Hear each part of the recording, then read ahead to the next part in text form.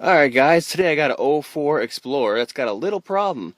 The AC works, the heat works, everything works great, except you got it blasting in your face all the time. Only speed that works is position 4, full blast in your face. 2, 1, everything else is dead on here, except for 4.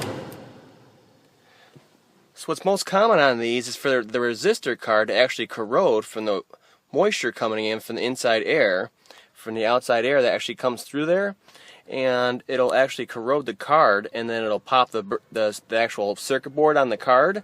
Therefore, you'll lose the first 3 positions, whereas the last one, number 4, full blast, is actually bypassing the card totally. That's why number 4 still works. So we already know the switch works, and we know the blower motor itself works. We need to go after the actual resistor card, and I'm going to show you how to change that out today.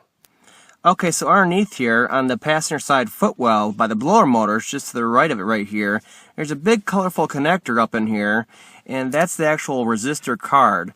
And that sticks into the air box, so it has air cooling over it, and it's supposed to make it last longer, but moisture flows through there too. That's coming in for the outside air, and that actually ruins it over time.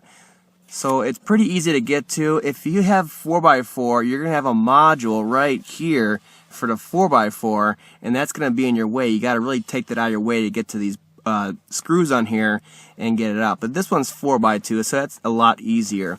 There's 2 vacuum lines right here. Just pop them out. They stick into the thing right there and get them out of the way. And this connector comes right off. You just press in the tab right here. Pull. It's going to be pretty hard to pull off. There's a lot of big terminals on there, so there's a lot of contact resistance on there. And then to get to this top other screw right here, we're just going to pull this connector right here out of the way, and there we go. We can see it, and we can get to it straight on.